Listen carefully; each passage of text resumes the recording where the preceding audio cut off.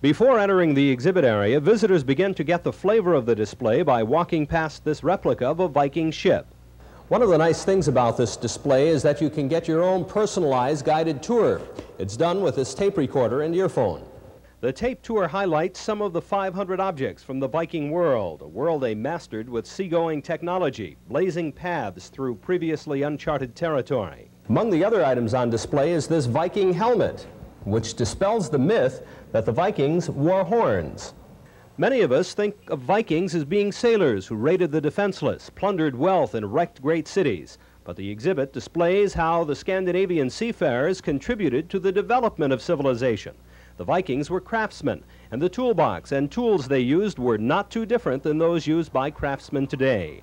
Viking craftsmanship is demonstrated in these leather shoes, which were preserved by riverbank clay. The stitching is nearly invisible. Craftsmanship also abounds in jewelry. 45 separate museums have lent objects to this overview of the Viking culture, and I can say with all certainty that it will never be reassembled.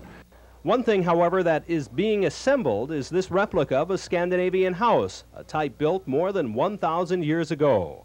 But the thing I find most interesting about the house is this key and lock mechanism. The key fits through the door and operates this bolt. Although the homes were made of oak and clay, they didn't have a long lifespan. I would guess probably if this home stood 20 years, it would be a long time. Basically, these houses were built in lowlands. So the moisture at the lower part of the house would rot it away in no time. Although it's a replica, to me, the Viking house is one of the highlights of the display, which is expected to be seen by 250,000 people. Tickets are now on sale for the 2-month exhibit, which begins March 3rd. Some dates have already been sold out. At the Minneapolis Institute of Art, Joe Casella, News Center 11.